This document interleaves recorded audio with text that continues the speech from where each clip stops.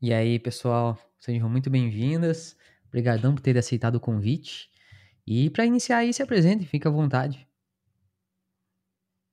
E, gente, boa noite, boa tarde, bom dia. Não sei que hora vocês vão ouvir a gente aqui. Eu sou a Paula Volker, mais conhecida como Paulinha. Sou UX Writer e Content Ops Specialist lá no Banco Carrefour. Sou mineirinha de BH, se o sotaque não me denunciou ainda. E já tem algum tempo que eu trabalho aí com conteúdo e algum, mais ou menos uns 5 anos que eu estou aí na área de produto. Hoje eu sou também mentora, professora, escritora e é isso, é um prazer estar aqui. Oi, gente, boa noite, boa tarde, boa madrugada, bom dia. Para você que está lavando louça, certamente, né? Um ótimo programa para ouvir um podcast. Estou muito feliz com o convite. Aqui é a Ale Periardi. Atualmente eu trabalho como UX Writer no Mercado Livre. Sou cofundadora do Clube do UX Writing, que é uma comunidade dedicada a pessoas que trabalham com conteúdo. E também sou podcaster. Tenho um podcast chamado UX Writing Cast. Já estou convidando vocês para a próxima temporada que a gente vai gravar. E para vocês conferirem, tem vários episódios maravilhosos lá, né? O podcast, pelo nome, vocês já podem perceber que é focado em conteúdo. E sou professora e mentora também em alguns cursos de UX Design e de UX Writing. As masterclass lá que estão rolando, dá tempo ainda? Como é que tá funcionando? Como é que a gente está fazendo? A gente sentiu uma necessidade das pessoas que são membros lá no clube, da gente oferecer algum conteúdo mais estruturado, com roteiro, com um bom material, por um valor acessível, até para as pessoas terem aquele gostinho e se aprofundarem, verem se faz sentido ou não investir em cursos mais caros, né? E aí, segundo as nossas agendas caóticas, a gente está conseguindo oferecer 2 masterclasses por mês. Então, a gente está gravando agora em agosto, pessoal. Então, em setembro, a gente vai ter uma de Figma para UX Writers. A outra eu não posso falar que é surpresa ainda. Em outubro a gente vai ter mais 2 e assim por diante. Então, dessa forma, as pessoas conseguem até descansar um pouco, né, assimilar o conteúdo. Se você aí quer compartilhar o seu conteúdo, entre em contato com a gente, que talvez possa ser um tema interessante para a gente trazer para o clube também. Bom demais. Show de bola.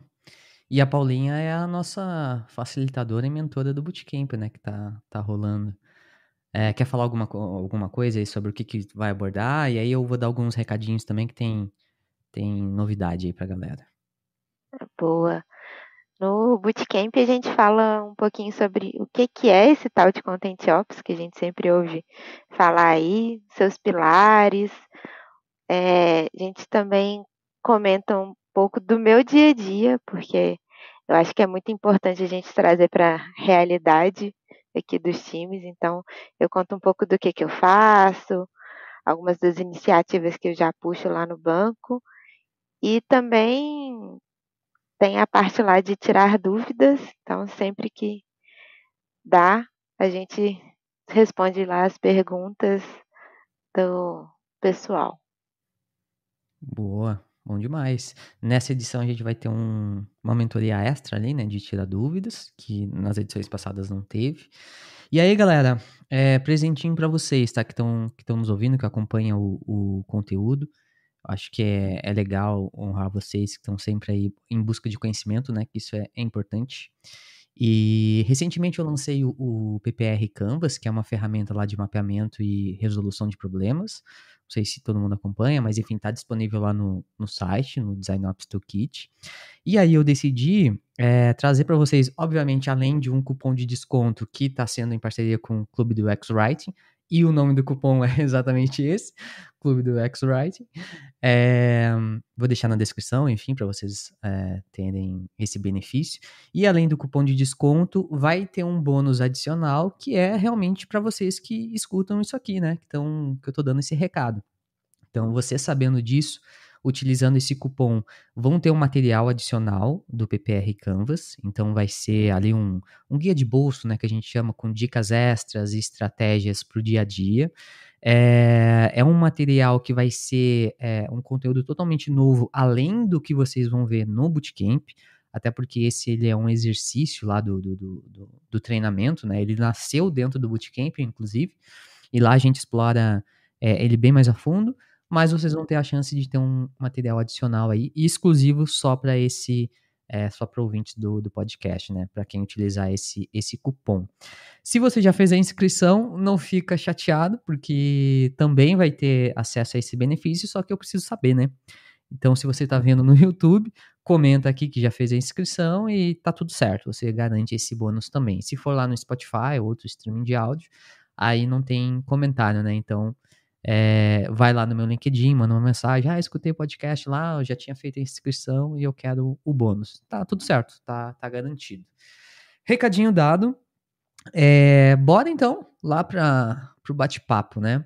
A gente estava conversando aqui nos bastidores e tal, alinhando os tópicos, e eu acho que seria bom a gente começar falando sobre a maturidade, né, dos profissionais e das empresas. Então, assim, ó, bate-papo bem livre, sintam-se à vontade para darem o nível de profundidade da resposta de vocês é com vocês, tá? Fiquem bem tranquilos quanto a isso. E eu queria entender a visão de vocês, como vocês estão enxergando as empresas, enfim, se é valorizado essa disciplina, como é que está sendo, os profissionais também, né, como você comentou ali, lá as masterclass, né, para passar conteúdo e tal. Enfim, agora é com vocês aí.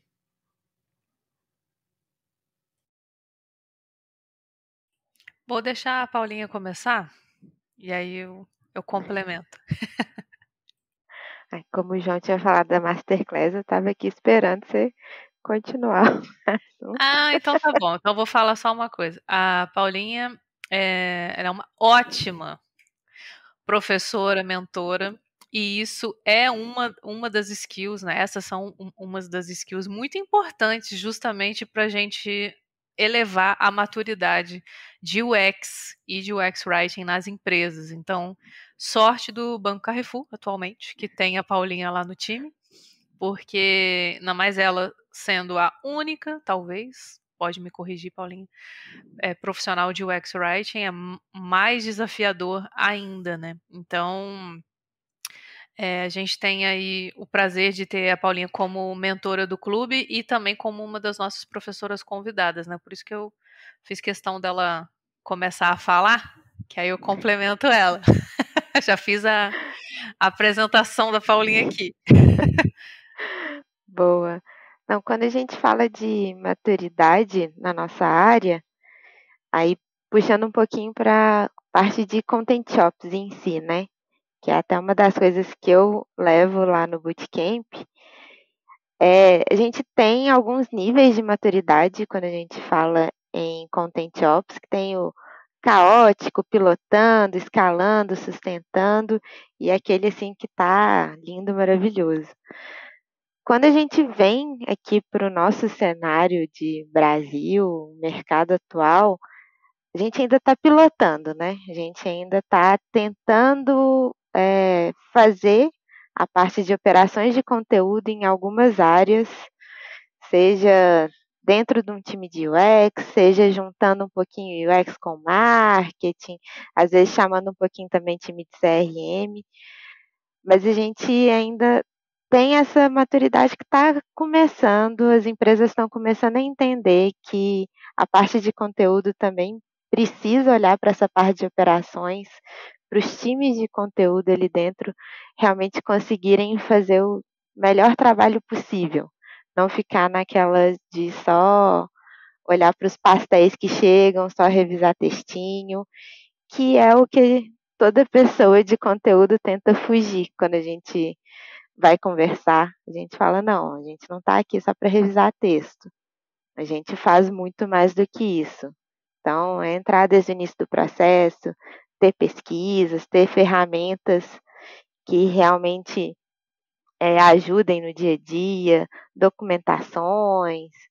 Então, a maturidade hoje que eu vejo é que a gente ainda está pilotando, estamos começando a entender que precisa, que a gente tá indo no caminho, estamos indo devagarzinho, um degrau de cada vez. É isso, aí de degrau em degrau, eu anotei algumas coisas aqui que eu fui lembrando quando a Paulinha foi falando. Pelo fato da gente dar mentoria, a gente conversa com pessoas que trabalham no bloco do eu sozinho em empresas muito pequenas, às vezes empresas que a pessoa ela trabalha como estrategista de conteúdo, então ela faz tudo, faz copy, faz redes sociais, faz UX writing. Também a gente conversa com pessoas que estão em empresas maiores, né? Então, por exemplo, eu já comecei a minha vida dedicada única, exclusivamente em design de conteúdo no iFood, que é uma empresa muito grande, as pessoas têm expectativas muito altas quando a gente pensa em empresas grandes. Mas as empresas grandes também têm problemas com relação à maturidade, né? E, enfim, levando tudo isso em consideração, anotei alguns pontos aqui que eu acho que a gente pode falar. Então, desde processo de UX, o que a gente costuma usar muito, que é o duplo diamante, faz sentido? A gente está no processo? Como que a gente pode entrar nesse duplo, triplo diamante ou qualquer outra metodologia que você queira escolher para trabalhar?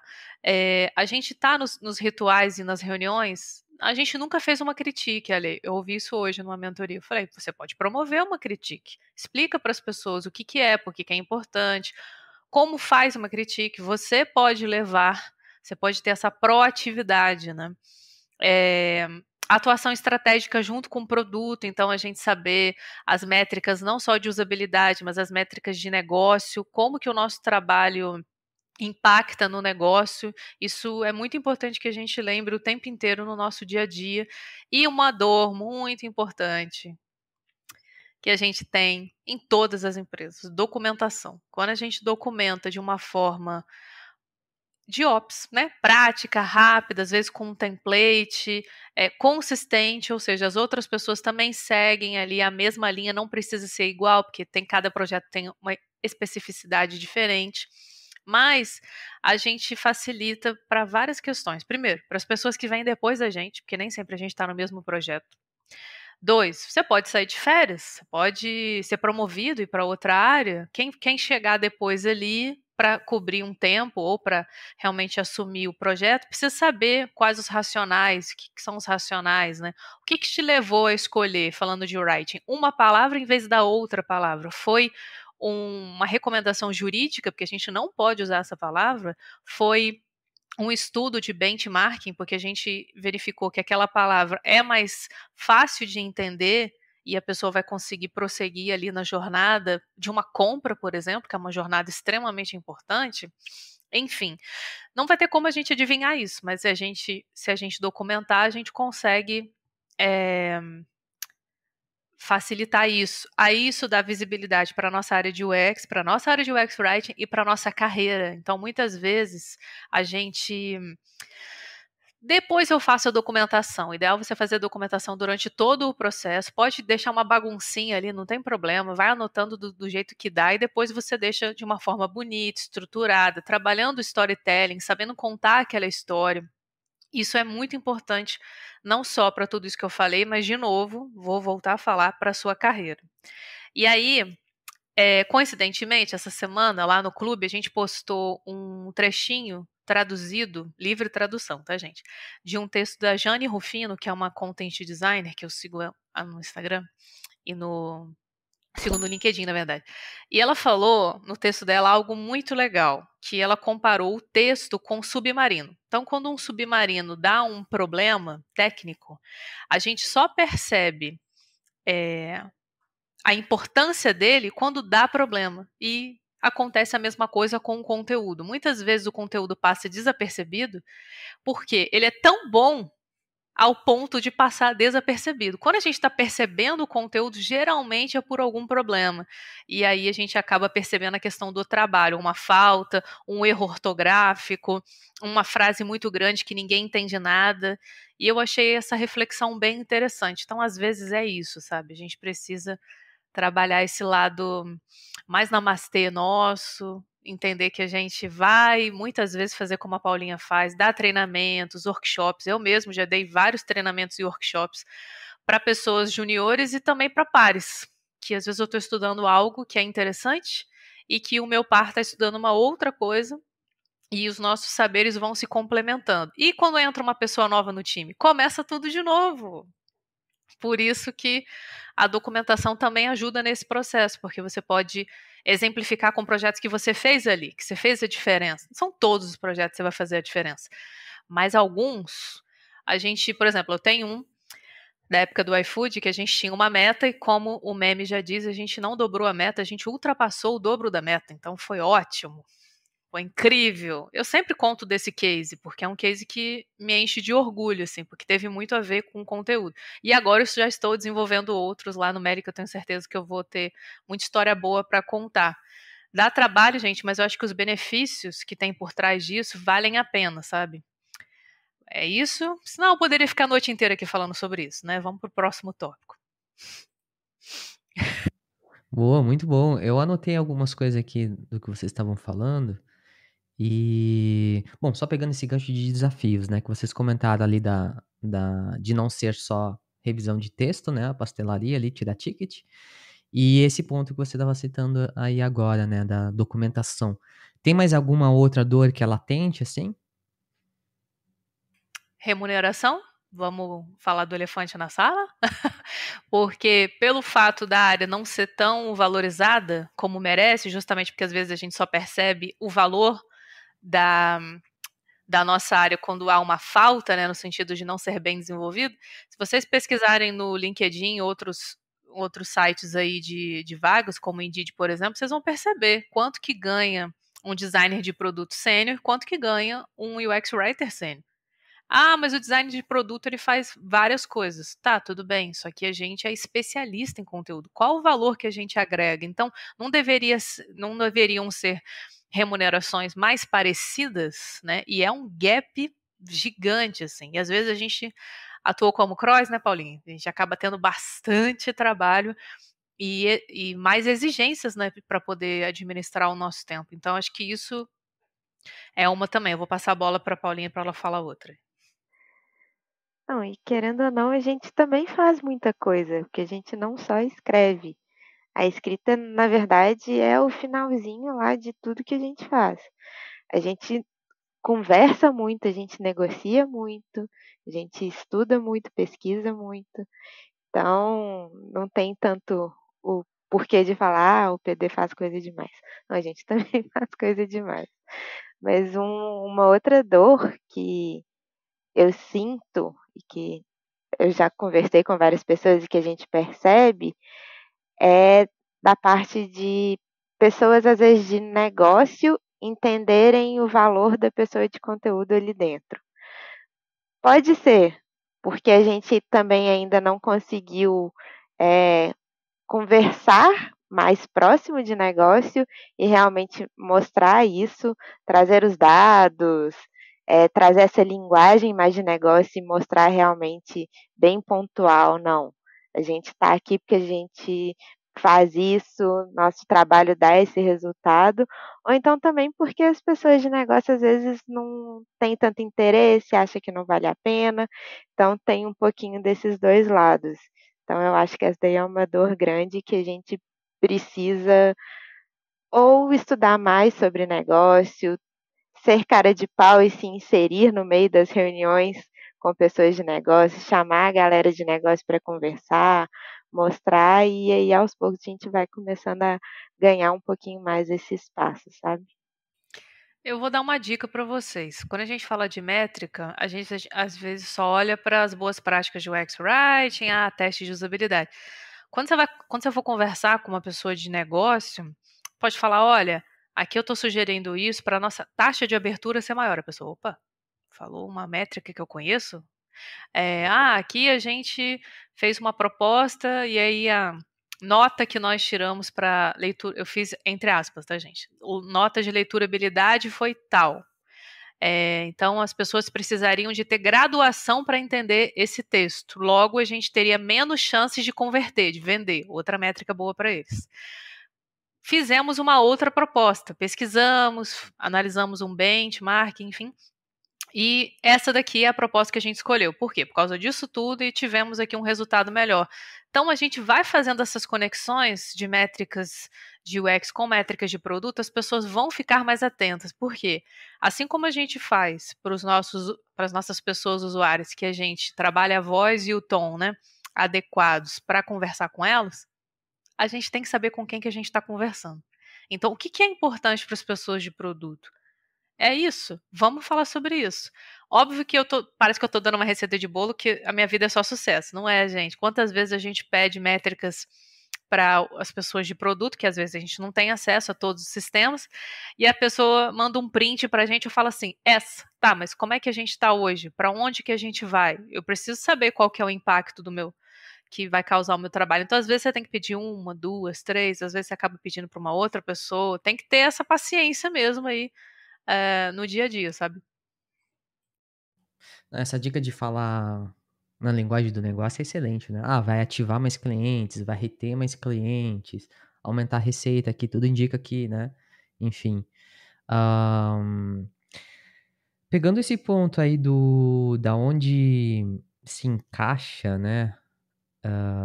O conteúdo nisso tudo aí, até na questão de ser desvalorizado e tal, né? Porque eu acho que tu falou um ponto que é exatamente isso, Léo. Só vem valor quando percebem que tá errado, né? Porque se tá fluindo bem, não, beleza, tá tudo certo, né? Mas na hora de reclamar, aí sim, aí vamos chamar aqui, vamos entender o que tá pegando errado. Aí eles acham justificativa lá para chamar as pessoas. E sobre remuneração também, você falou, vocês são especialistas, né? Então, assim, não deveria, né, ter essa discrepância toda. Enfim. E daí eu quero até conectar isso depois. Eu anotei aqui para não me esquecer, mas eu quero fazer uma outra pergunta antes disso, que vai ser conectado exatamente a esse ponto aí. Aonde fica, para as pessoas entenderem aqui, quem está nos ouvindo, aonde fica, em que momento o conteúdo entra no processo ali de construção de produto, assim? Eu acredito que vocês estão de ponta a ponta, mas aonde é que vocês tem mais atuação mais forte, sabe? Tipo, aqui é sempre a gente tem que estar e não tem como fugir. Pelo sorriso que a Paulinha abriu, eu vou deixar ela responder. Olha, a gente atua literalmente desde o início, porque a gente precisa entender o que é o projeto, qual que é o problema, quais são as dores, porque sabendo dessas coisas a gente consegue desde o início já realmente entender que tipo de pesquisa a gente precisa fazer, que tipo de insumos a gente precisa ter, quais dados a gente precisa buscar de como que tá e quais dados a gente precisa saber para saber se realmente teve sucesso ou não. E aí, a partir daí, a gente começa já a entender as palavras, que tom, os sentimentos das pessoas, como que a gente vai construir essa narrativa ali dentro daquele fluxo, daquele projeto, daquele produto. Então, o quanto antes envolver, melhor, porque se envolve ali só no finalzinho, a gente tem um trabalho que é mais raso, que aí a gente pega aquela coisa assim, mais corrida, a gente não tem tempo de fazer tudo que a gente poderia fazer, e aí a gente não consegue entregar o nosso melhor. Se chama no meio, dá para a gente dar um jeitinho, a gente consegue puxar mais coisas, mas nem sempre a gente tem o tempo suficiente para fazer da melhor forma, sabe?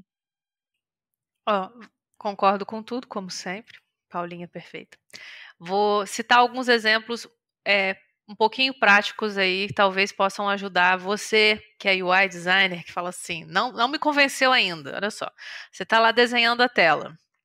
Você tem que lembrar da arquitetura de informação e da hierarquia de informação. Arquitetura, como a gente organiza, e hierarquia, do mais importante para o menos importante. Muitas vezes, quem não é especialista de conteúdo, começa, como a gente diz aqui em Minas, a encher linguiça, ou seja, coloca um monte de informação que não faz muito sentido no início, a pessoa já foi para a próxima tela e não leu a informação que era mais importante que estava lá embaixo.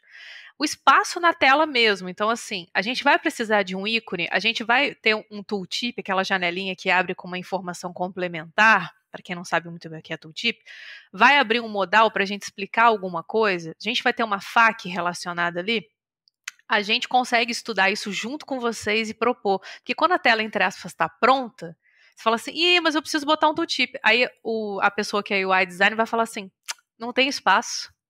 Vamos fazer do jeito que dá.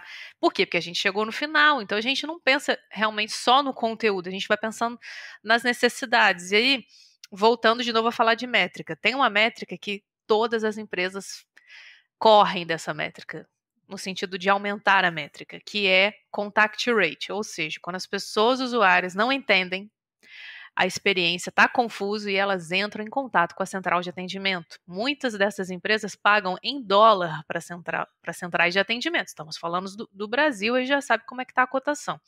Se a nossa experiência não está intuitiva, a gente vai ter altos índices de muitos contatos. Então, já trabalhei em casos que o contato era 30% e a nossa meta era diminuir para 10%. E isso economizava milhões da empresa, não era nem 1.000. Então, muitas vezes, não é só sobre ganhar dinheiro, é sobre economizar dinheiro para investir em outra coisa. E isso, claro, a gente consegue otimizar não só com conteúdo melhor, mas também sugerindo algum artigo de ajuda que a pessoa vai consumir ali, em vez de entrar em contato com a central de atendimento. Então, a gente trabalhando juntos desde o início é melhor para todo mundo.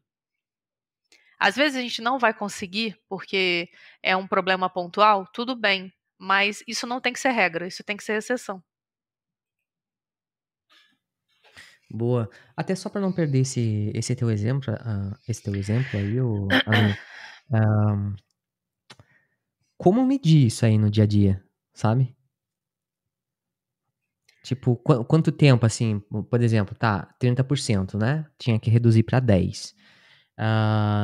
Beleza, então a partir desse start da linha do tempo, a gente tem todas essas iniciativas que foram conduzidas por conteúdo, então a partir desse momento aqui, até X momento, a gente vê se vai ter algum ganho. É assim mesmo? Aí dependendo da métrica, por exemplo, eu já trabalhei em projetos que a gente recebia semanalmente, quinzenalmente, mensalmente as métricas. Então a gente acompanhava, olha, e a gente fazia um comparativo com outros períodos de tempo. Então a gente está conseguindo aumentar, diminuir. Tem algumas pesquisas que a gente pergunta realmente para as pessoas usuárias. Entender esse conteúdo, essa informação foi do muito difícil para o muito fácil. E a gente consegue medir o entendimento, claro, de quem responde a pesquisa. Se a gente tem vários itens na pesquisa e o conteúdo está muito bem, às vezes não é o conteúdo, às vezes é a regra de negócio, às vezes é uma outra coisa que não é culpa do conteúdo, né? Porque quando dá errado, é conteúdo. Nem sempre é conteúdo, gente. FAQ é um exemplo. A gente tem lá, essa informação foi útil, aí tem o joinha para cima e o joinha para baixo. Quando a pessoa está frustrada com o que ela acabou de ler, pode até ter sido útil para ela, mas ela odiou, porque é uma regra de negócio que ela não gosta. Ela vai dar o dislike, isso é do ser humano. E aí a gente tem que saber separar esses sentimentos, né, do momento da jornada ali. Por isso que as pesquisas são tão importantes e essa questão do tempo. E aí a gente vai documentar. Pode ser num Excel, pode ser num PPT, para a gente ir mostrando aos poucos o valor, né, do nosso trabalho. Isso aqui. Bom, NPS é isso, né? NPS é isso, Dependendo de quando ela vai receber ali a pergunta, tá no mau dia e vai dar negativa ali, vai botar uma nota baixa, né? Boa. Voltando lá para aquele tema sensível do elefante aí. Mas não é sobre remuneração, mas é sobre um tema também importante para ser falado, tá? Que são os layoffs. E aí, só para não perder esse ponto, a minha pergunta é exatamente o seguinte: o quão frágil é essa disciplina nesses momentos? Olha, eu vou falar na perspectiva de uma pessoa que trabalhou numa empresa que fez layoff. O nosso setor de conteúdo, ele não sofreu com demissões porque tínhamos uma pessoa num alto cargo de liderança que, entre aspas, defendeu a nossa área, tá? Porque provavelmente poderia ter acontecido lá também. é um ciclo, né? Tem um livro muito bom que é o Leading Content Design, se eu não me engano. Eu esqueci o nome da autora, me ajuda. Eu vou pesquisar aqui. É a Rachel McConnell. Olha, perfeita pronúncia, eu não vou nem repetir. E aí, esse livro é muito bom e tem um diagrama, é uma imagem. Depois eu vou te mandar, se você quiser postar nas redes sociais do podcast. É um diagrama que fala sobre a desvalorização do profissional, né? Como ele não é visto como uma pessoa que de fato precisa participar de todo o processo, ele é pouco chamado. Se ele é pouco chamado, a área não cresce. Se a área não cresce, quando a gente precisa fazer cortes, né? Ou quando a gente às vezes quer contratar, a gente não contrata, porque 2, 3 pessoas tá bom. Isso quando não é uma só, né? Enfim, tô falando de empresas gigantescas, tá? Mas enfim. Então, como que a gente consegue talvez se proteger? Não quer dizer que algumas das várias pessoas maravilhosas que estão disponíveis no mercado de trabalho não tenham feito isso. Então, não é receita de bolo, mas a gente pode prevenir. Basicamente tudo que a gente falou antes. Então, assim, mostrar todos os dias que você está trabalhando, no que você está trabalhando, os seus racionais, o porquê, todo o processo que você fez antes de sugerir aquele conteúdo. Hoje, dia 16 de agosto, eu estava trabalhando um conteúdo de um modal informativo que eu fiz 15 opções até chegar na opção definitiva. Depois de muito estudo, fiz uma critique, peguei a opinião de pessoas de UX e de pessoas de UX Writing, e aí cheguei numa proposta que eu estou segura para sugerir e recebi um feedback muito bom, então, sucesso. Mas assim, não foi a primeira opção que eu escrevi ali, não foi uma coisa rápida, sabe? Então, mostrar o processo, fazer a documentação. Vai fazer a documentação e vai guardar? Não, tem que dar visibilidade. Aí, falando de visibilidade, se os seus canais oficiais de contato na empresa são o Slack, por exemplo, oi pessoal, fizemos, marca os arrobas das pessoas, segue aqui o Figma, segue aqui o PPT, se alguém tiver alguma dúvida pode entrar em contato conosco. Sabe as métricas que eu falei para você? Então, a gente tinha uma meta de reduzir em 20%, que legal, a gente conseguiu, muito obrigada, pessoas tais, que todos juntos trabalhamos para conseguir bater essa meta. Isso é uma visibilidade que não é para pedir biscoito, que é o que a gente fala nas redes sociais. As pessoas precisam saber, até porque às vezes, quando às vezes é uma empresa muito grande, nossa, que legal, eles já resolveram um problema parecido. Vou lá bater um papo com a Paulinha. Isso ajuda também a gente elevar a nossa qualidade de UX e melhorar a produtividade, inclusive. E aí, para fechar, falando de visibilidade, a gente não tem que trabalhar só dentro da empresa. Aí, claro que eu vou falar do LinkedIn. Então, fale sobre o seu trabalho. Leu alguma coisa interessante? Está fazendo o curso de Design Ops? Fala sobre o curso de Design Ops. O que você aprendeu? O que você achou mais interessante? Você precisa movimentar o seu LinkedIn o tempo inteiro. Deixar o LinkedIn atualizado o tempo inteiro, não só quando você está precisando de trabalho. Porque muito do networking que a gente faz, quando a gente não está precisando de trabalho, é o que vai ajudar a gente quando a gente quiser mudar de área, quiser mudar de empresa, ou realmente está insatisfeito e está em busca de uma nova oportunidade. Então, se eu esquecer de alguma coisa, acho que a Paulinha vai poder me complementar aqui, né? Bora te complementar. Falando um pouco mais do elefante na sala. Tem uma coisa que eu já conversei com outras pessoas da área, lideranças e tudo mais. Nos últimos anos, a gente viveu uma bolha na área de content. Então, tivemos times que foram crescendo, foram inchando. E um pouco do que a gente até falou antes, de às vezes a gente ainda não conseguir ter essa conexão com o time de negócio, de não conseguir mostrar o valor. Quando a bolha estourou, o que acontece? Não, mas antes a gente tinha pessoas, designers aqui, que já faziam conteúdo e estava dando certo. Então, quem que a gente vai cortar? A gente vai cortar o time de conteúdo. Vamos voltar para como é que estava. Então, esses layoffs também acontecem muito por causa disso. Teve a bolha, ela inchou, alguns times, infelizmente, a empresa ainda não tinha maturidade suficiente para entender o valor da pessoa de content ou do time de content. E não é fácil, a gente sabe que é um trabalho duro no dia a dia, a gente conseguir esse assento ali na mesa e conversar de igual para igual ali com o time de negócios, de trazer todas essas métricas. Nem sempre a gente consegue as métricas, igual a Lei comentou. Então, tem um pouquinho disso quando a gente fala desses layoffs, que infelizmente a nossa área foi bastante impactada. A gente viu muita gente boa aí sendo desligada, muita gente boa no mercado. Mas é muito disso do que a Ale falou. Agora é ir se mostrando. Aos poucos a gente está vendo uma retomada, estão surgindo vagas novamente. Então, é manter a cabeça erguida que vai dar tudo certo.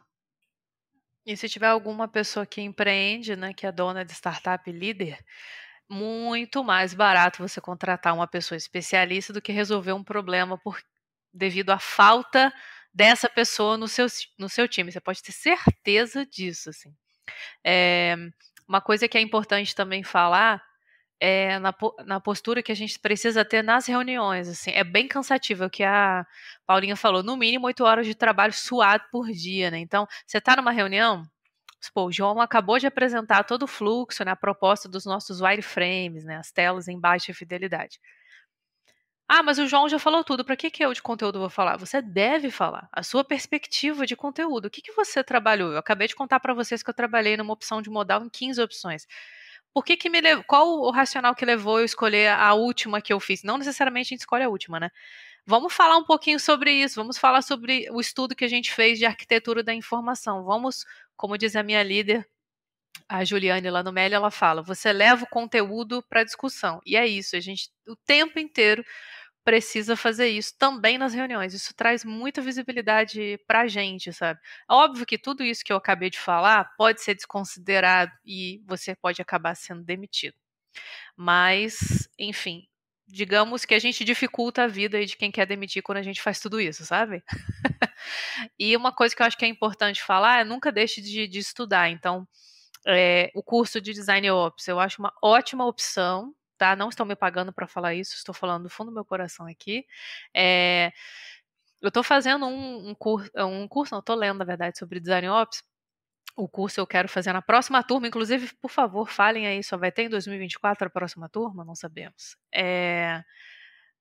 Existe a pessoa que é dedicada a Design Ops, então lá no Meli a gente tem uma área de UX Ops que eu fico babando, converso com várias pessoas, chamo para fazer reunião, como é que é essa área, o que vocês fazem, como vocês comem, né, enfim, do que se alimenta. E tem a atitude de Design Ops, que eu acho que é bem interessante, que eu acho que eu tenho muito no meu dia a dia, de querer otimizar os processos, de trazer mais essa questão de produtividade. E isso também é visto com ótimos olhos aí pelas empresas. Então, não significa, só pelo fato de você não estar numa área de Ops, não ter o título de Content Ops, UX Writer Ops, etc., que você não pode ter iniciativas dentro do seu time que tenham essa pegada mais de Ops também. Isso com certeza traz muito valor aí para sua carreira, né? E para o seu dia a dia, facilita muito, gente. Exatamente. Esse é um ponto que eu bato muito na tecla, desde o começo, né? É a mentalidade, né, de Ops. Independente se você tem um título.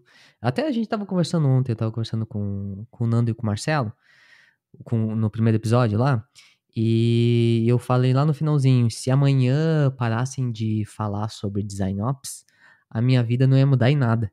Porque eu ia continuar pensando do mesmo jeito, sabe? Os 3 P's lá e os 3 P's da liderança, pessoas, processos, prioridades, enfim, e tá tudo certo. E essa mentalidade ia continuar a mesma fala, a mesma coisa que tu comentou aí. E aí, só dando um adendo, né? Quem não é visto não é lembrado. Então, isso tudo que vocês falaram aí é fato. Não é só pra pessoas de conteúdo que estão ouvindo, é pra todos os profissionais. Todo mundo. Essas dicas aí servem pra todo mundo. E aí, pegando um ponto dos PDs, vocês vão falando e eu vou anotando aqui e vou costurando as perguntas, tá? Até onde vai o PD nisso tudo? Porque, enfim, se a gente voltar uns 10 anos aí, a gente via a Lorem Ipsum ainda nos, nos layouts. Graças a Deus a gente não vê mais. Mas até onde vai o PD aí nisso tudo? Olha, eu acho que Paulinha também já teve a oportunidade de trabalhar com designers de produto que não facilitavam a nossa vida e designers de produto maravilhosos. Então, vou citar um designer de produto maravilhoso que eu conheci lá no iFood, o Cauê Machado. Até o momento ele está lá, em 16 de agosto de 2023, né? Se você estiver ouvindo isso daqui a um ano, não sei. Mas ele foi sensacional. Ele trabalhou, inclusive, com a Paulinha. A Paulinha treinou ele para vir trabalhar comigo. Gente, obrigado, universo. Ele é muito parceiro. Esse case que eu citei para vocês, que a gente teve um super sucesso, assim, a gente fez muito em parceria entre vários outros, sabe? Então, pode ser parceiro ou não. O que o designer de produto ganha? Tudo. Ele vai ter um entregável muito melhor. Para poder colocar no portfólio dele, inclusive, né? Do que se ele fizesse tudo sozinho, ou do que se ele dificultasse a vida de quem é UX Writer, né? Enquanto você está escrevendo, que às vezes nem é uma função sua, que às vezes tem uma pessoa de conteúdo alocada ali, você podia estar fazendo pesquisa, que é outro profissional que sofre muito com os layoffs, né? É a galera de UX Research, justamente porque muitas empresas também não veem aí esse valor, né? Em quem trabalha com pesquisa, o que é uma pena, né? Porque a gente trabalha, inclusive, com muita parceria, né? Com as pessoas de pesquisa. Eu já fiz projetos muito legais, assim. Mas voltando para os PDs, eu acho que é isso, assim. A gente tem esses dois perfis aí. E aí, de novo, vem a nossa atitude de educar, de explicar o nosso trabalho, de mostrar um pouco o que a gente já fez, caso a gente já tenha alguma experiência. E às vezes, gente, dá feedback. Então, olha, eu tô te chamando aqui, queria saber como é que a gente pode trabalhar melhor, como é que você está encarando o meu trabalho, tem alguma coisa que eu posso melhorar? Tem técnicas de feedback. Esse não é o objetivo desse podcast, mas fica a dica para vocês estudarem também. E quando a pessoa fizer alguma coisa legal, te chamar para conversa, te chamar antes, elogie, para você deixar claro ali que aquela atitude é o que você espera para você ter, enfim, um desenvolvimento melhor ali, sabe? E aos poucos a gente vai tentando melhorar, né? E se não der certo, chama a liderança e bate um papo. Olha, já tentei isso, isso, isso e não rolou. Você pode interceder? E às vezes assim a gente consegue alguma melhoria, né? É muita comunicação, a verdade é essa. Não, com certeza. Uma das nossas principais habilidades como pessoas que trabalham com conteúdo é a comunicação, porque sem ela, acho que a gente não ia para lugar nenhum. Eu tenho uma atuação que é totalmente cross. Eu hoje não sou mais a única content lá no banco. Tem uma pessoa que mexe com conversacional, que é a Pri. Então, essa parte conversacional toda já está com ela, então já ajuda bastante. Mas isso de trabalho com PD, não é que PD não escreve. PD deve, pode e a gente tem que ajudar o PD a escrever, porque é uma habilidade importante, sabe? Até mesmo para na hora que ele está lá construindo o produto, pensando no fluxo, construindo o wireframe, nem sempre a empresa, o time vai ter uma pessoa de content alocada. Às vezes a pessoa de content sou que nem eu, que vai em momentos específicos, eu acompanho de ponta a ponta só alguns projetos. Os outros eu vou, dou uma olhada e ajudo as pessoas a escrever. Meu principal trabalho lá é escalar a disciplina e deixar as pessoas mais confiantes para escreverem sem precisar de mim. Então, isso daí é super importante. Mas, infelizmente, tem pessoas que ainda têm uma certa resistência, às vezes não gosta muito de trabalhar em conjunto, ou então pensa assim, não, a pessoa de content não sabe mexer no Figma, ela vai atrapalhar totalmente ali o meu layout, não vou dar acesso de jeito nenhum. Então não é assim, acho que tudo é conversado, a gente tem que ir com jeitinho, e aos poucos fazendo essa pessoa entender por que a gente está lá, o que a gente faz, a importância, né, do nosso trabalho. E aí a gente vai crescendo e vai ganhando mais parcerias lá dentro, porque a gente precisa muito dessas parcerias dentro do time. E como a Ale comentou, né? A liderança tem que dar suporte, não adianta. Muitas vezes até é melhor a liderança desde o começo do processo ali já orientando, ó, galera, vamos seguir as guidelines aqui, do que a gente tentar ficar lá, né, dando um abracinho e tentando convencer. O mundo seria muito mais tranquilo, muito mais efetivo se a gente não precisasse ter todo esse trabalho de cultura, né, de instrução e tal. Porque é uma energia, é o tempo de vocês e tá rodando ali o reloginho da grana, né? Então, enfim, tem coisa que não faz sentido, né? Voltando para métricas que vocês citaram várias vezes, cita aí algumas para quem tá nos ouvindo, até para entender e ir atrás depois e tal. Quer começar? Olha, pode falar das métricas, que aí eu falo das de Ops. Ah, beleza. Então tá bom. Bom, gente, a gente pode pensar nas métricas de UX. Então, quando a gente fala de usabilidade, a gente tem alguns testes de usabilidade. Então, algumas métricas, por exemplo, quando você está fazendo um teste no seu protótipo ali, antes de lançar aquele produto para o mercado, né? Na minha colinha aqui, claro, que eu não decoro nada, né, gente? Cabeça é feita para pensar, não para decorar. Então, a taxa de tempo de tarefa. Quanto tempo todas as pessoas que a gente testou levaram para fazer aquela tarefa? A Maria levou um pouquinho mais de tempo, o João um pouquinho menos, e a gente faz uma média. Meu Deus, essas pessoas demoraram 3 minutos para olhar o saldo na conta corrente. Isso está muito errado. E aí, claro, na hora do teste a gente pergunta, né? A gente pode perguntar notas, por exemplo, de 1 a 5, sendo 1 muito difícil, 5 muito fácil. Como você avalia realizar essa tarefa? 3, por que 3? O que a gente pode melhorar? 1, nossa, o que a gente pode melhorar mesmo? 5, o que você mais gostou, então? A gente também vai tirando essas. E, claro, as pessoas do UX Writer precisam ser convidadas para o teste de usabilidade, porque tem algumas questões que a gente vai fazer relacionadas ao conteúdo. Então, além da taxa de tempo de sucesso da tarefa, a gente também tem a taxa de sucesso da tarefa. Uma coisa é a gente fazer a tarefa, mas não conseguir fazer com sucesso. E o que é sucesso? Preciso fazer um Pix para Paulinha. Eu consegui fazer esse Pix ou eu fiz de uma forma que ela não vai receber o dinheiro? E a gente consegue medir isso também, tá? Questionário pós-cenário. Então, literalmente, a gente perguntar se a pessoa está satisfeita ou não. Então, a gente tem uma nota, e dependendo da nota, a gente já consegue ver o que a gente precisa melhorar para as próximas versões, quando a gente trabalha num cenário ágil, né? Além de todas as métricas de produto, porque o nosso trabalho de UX ele não está só relacionado a métricas de usabilidade. Então, a gente tem várias, eu vou citar só algumas, tá? A gente tem a DAO e a MAU. O que é DAO e MAU? DAO vem de daily, né? Então, quantos usuários por dia a gente tem no nosso aplicativo?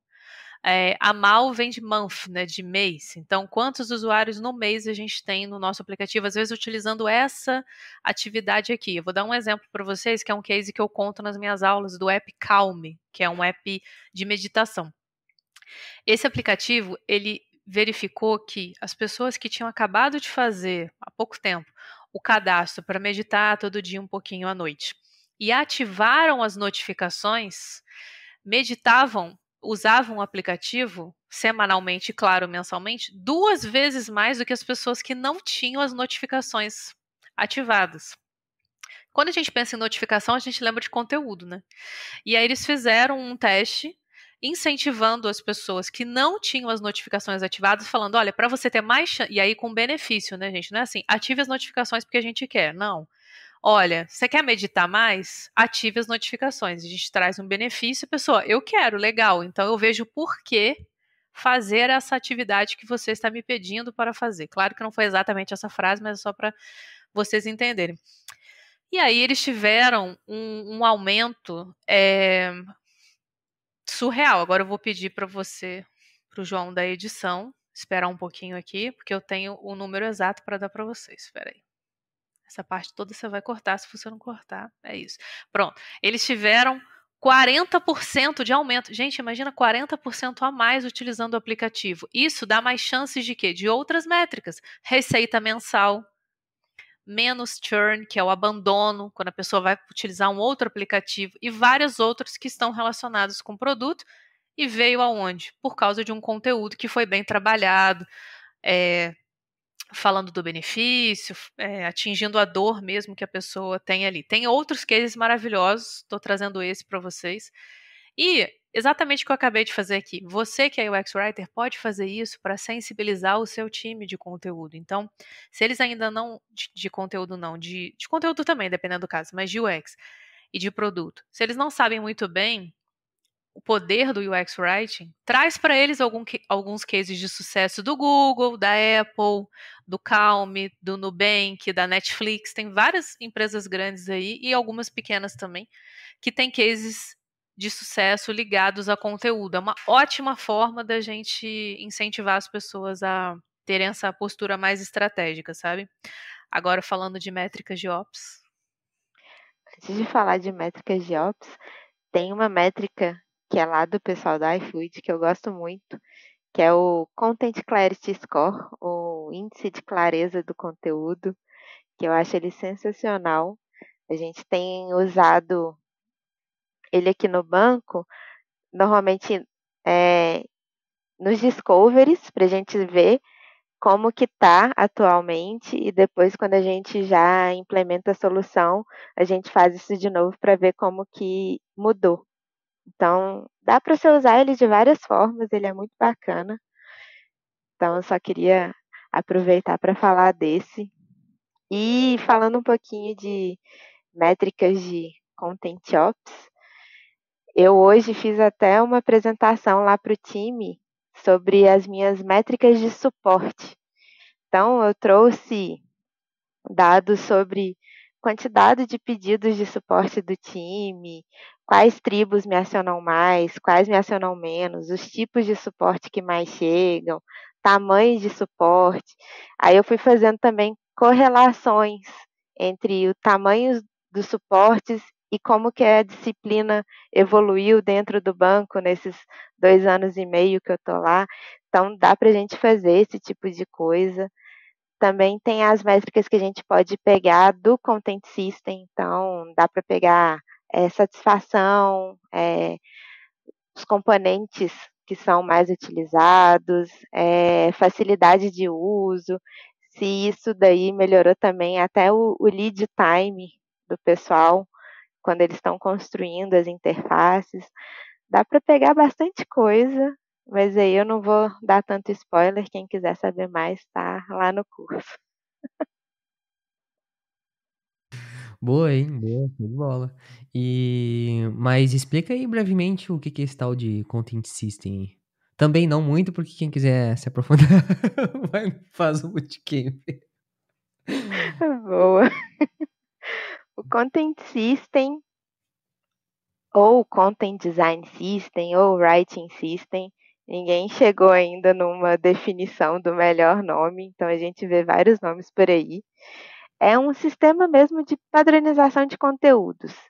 É a gente criar componentes de conteúdo dentro da ferramenta que o time mais utiliza. Lá no banco mesmo a gente usa o Figma, então eu estou construindo o Content System dentro do Figma.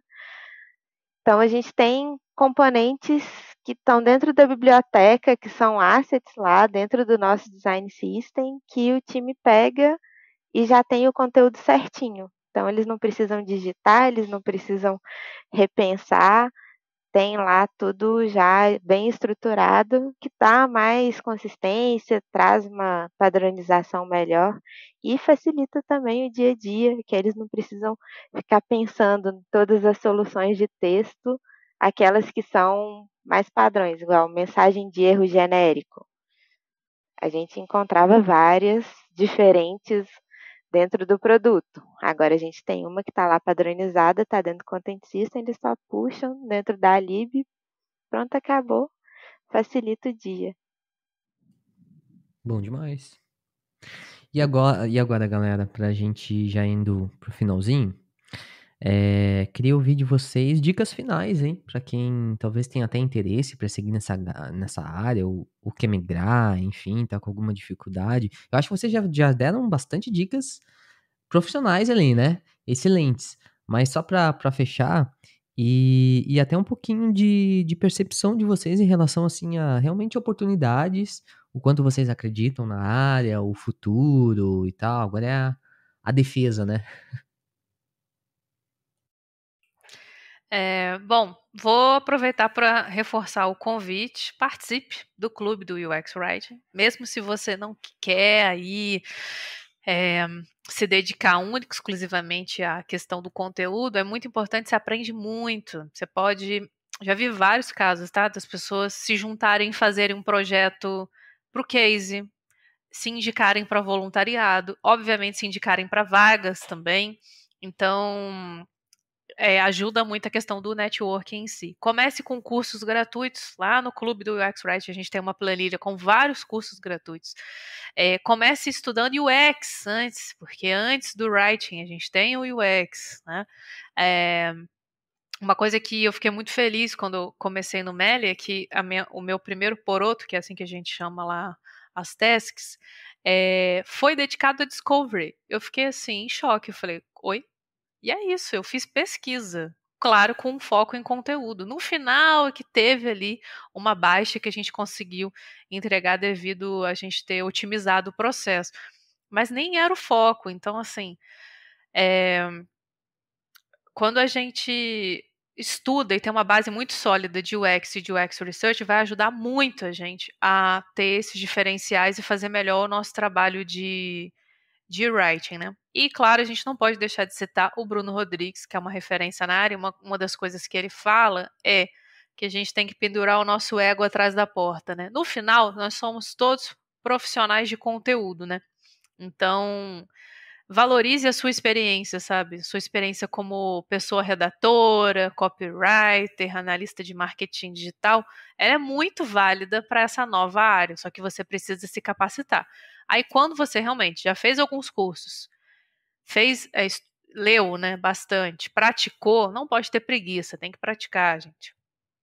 Quer investir? Vai investir em cursos que tenham como foco prática, porque senão você fica muito na teoria. E quando chega uma oportunidade importante de um processo seletivo, você fica desesperado, porque você só consumiu teoria, e aí?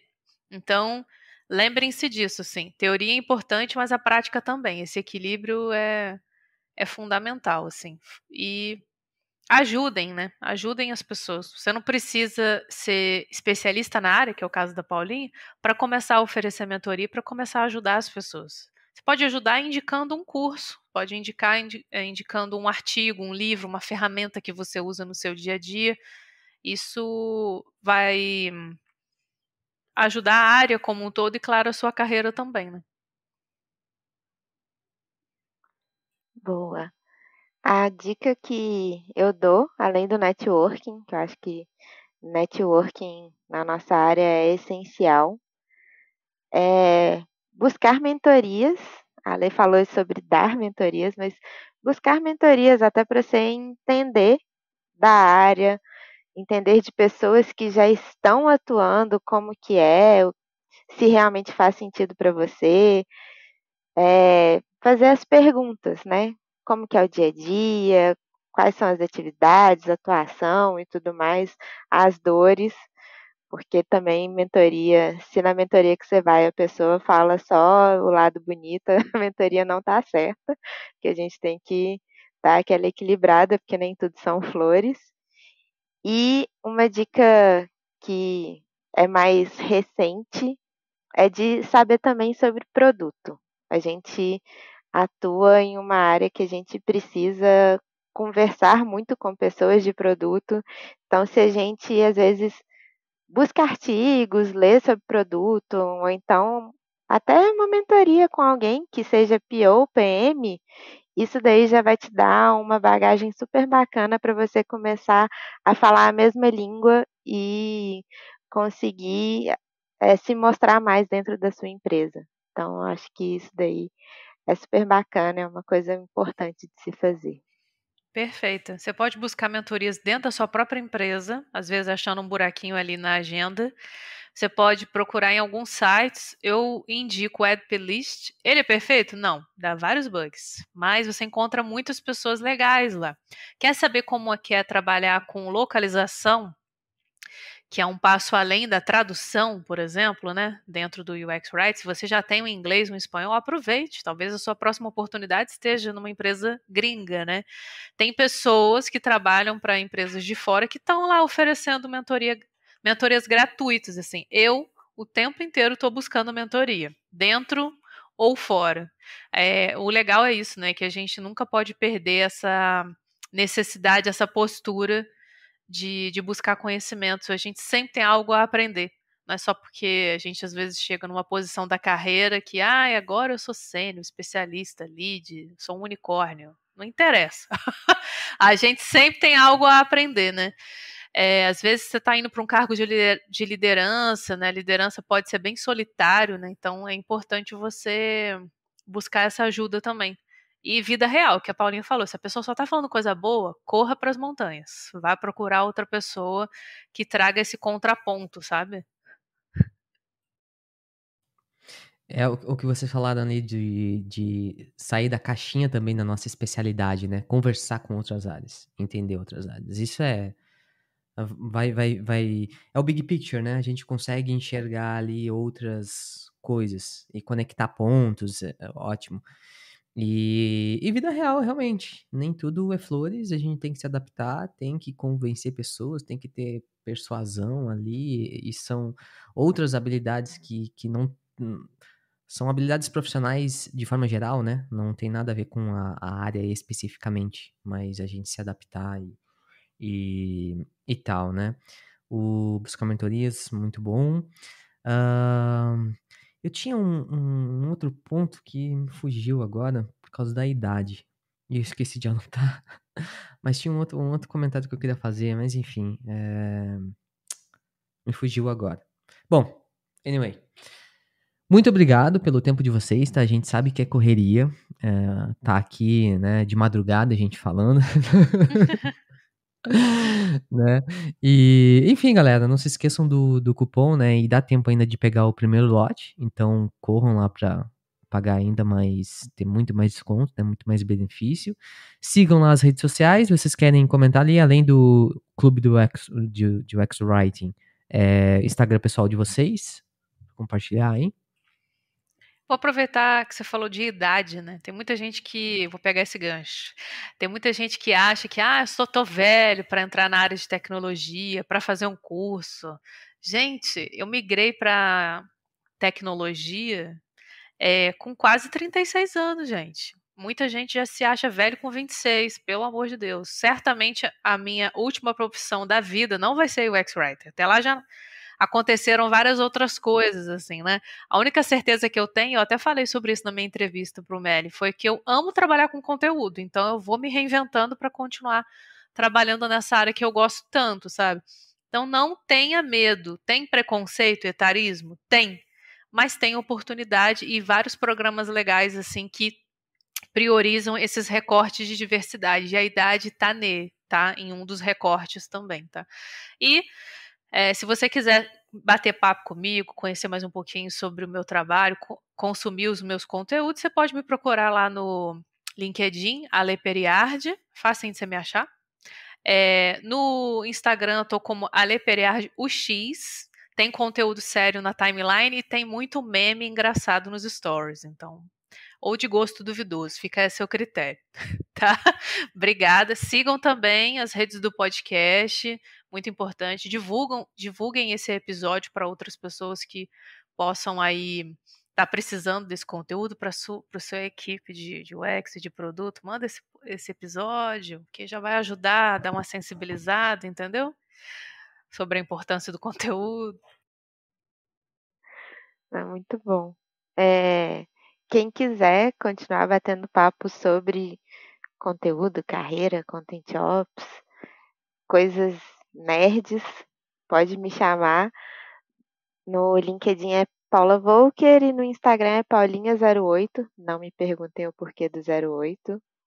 Não tenho nenhuma explicação para isso, mas lá no Instagram também, como a Lê, muitos memes de gosto duvidoso, muitas coisas de Star Wars, anime, etc.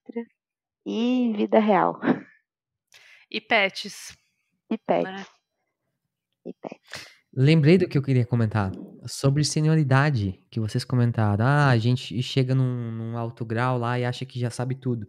Eu acho que um indício de senioridade é entender que a gente não sabe tudo. A gente vai começar a perceber que quanto mais a gente cresce, se tiver né, não ter o risinho na barriga, a gente vai entender que quanto a gente menos sabe, né? Inclusive liderança, a gente lida com gente, então todo dia é diferente, sabe? Então, enfim, era isso que eu queria pegar de gancho aí. Obrigadão, pessoal.